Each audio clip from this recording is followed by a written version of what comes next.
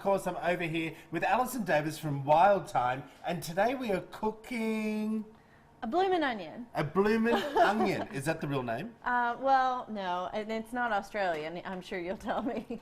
But it's one of the dishes that I like sometimes when we go out to the Outback Steakhouse. But I like to show people at home that you can make a duplicate in probably even better than what you can get out sometimes at the restaurant. Okay, so fried onions, very simple, but I have a lot of people that come into our cooking classes that don't know how to fry anything. I wouldn't know how to fry anything really either. All I can see is that this oil is nice and hot. It is nice and hot. Okay, so that is a key. You've already pre-done some onions. Yes, so the onions are sliced, so we would cut off the ends and just thinly slice the onions into strips. And what I did was we let those hang out in buttermilk. So the buttermilk is key because the buttermilk helps to take away that harsh flavor of the onions and makes them more rich and creamy, and you'll see when you try them. So then I've also got in the batter, or it's really not even batter, it's just cornmeal. Oh, nice. So it's gluten-free. I don't know if it's healthy, but it's gluten-free, and it's just salt and pepper. And so you take the onions into the cornmeal. Am I doing this the right way? Yeah, just like a nice handful. Okay. And then you're going to just toss them around in the buttermilk, or in the cornmeal. With my fingers? Yes. Your best tools sometimes are your hands. Okay. And then you're just going to gently lay them into the oil. Now, I like to make sure people know what oil to use. What do you mean lay? Just, okay. So we're going to gently, if you drop it, the oil splashes. Right. So you gently kind of just drop it in. I know how to do that. Yeah?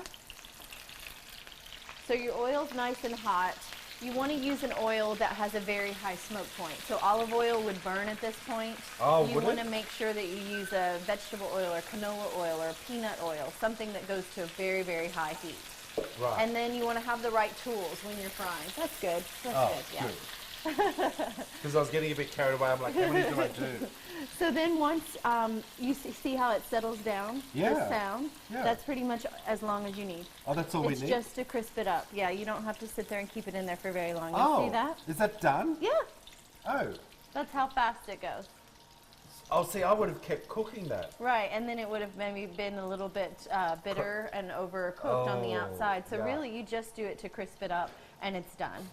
And I love the cornmeal crust because it gives it a little bit more of a texture. And it's meant to stay crunchy, isn't it? Mm-hmm. So with the Do you think they're bad for you? I don't know. Not deep fried that much, is it? No, just a touch. Just a touch. Okay, what's the next thing? All right, so bloomin' onions typically come with a sauce. So Can I make more while we're doing that? You can, yeah. So they typically come with a sauce, and I wanted to kind of duplicate that sauce. So this is just a dipping sauce that we're going to have with these fried onions. So I start with a little bit of mayonnaise. We're going to add in some chipotle chili powder. You've had that. I love that. We've had this before. Yeah, where it's a little bit smoky, a little bit spicy. A little bit goes a long way. We're going to pop up the heat a bit with the sriracha. Yes.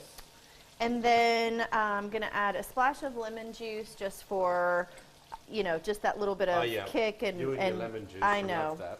And then we're going to use 2 ingredients. Now, I was just researching, and when I researched the bloomin' onion sauce, a lot of them had like ketchup and horseradish. Right. But if you don't have that in your fridge, you could just use a little bit of cocktail sauce, and that just saves you some time because it's got all those flavors working in it already. So just put a little cocktail sauce in with that. And then the last thing I'm going to do is a little bit of whole grain mustard, and I think that gives it a nice little bit of texture. Nice.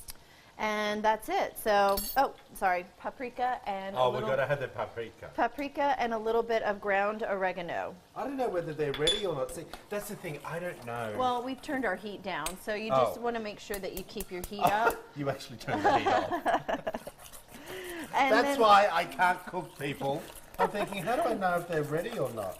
And then that's it. That's it? Yeah. And so what we're going to do is just put this like in a little side bowl, and then you've got your onions, and boom. I got you. Well, if you want to find out more information, and I'll have to keep cooking this, head over to our webpage, wtvq.com/Midday Kentucky, everyone, and we will give you all the details there. Hey, Allison, thank you. I can't wait to taste all I know. this. Thank you. We'll be right back after this short break.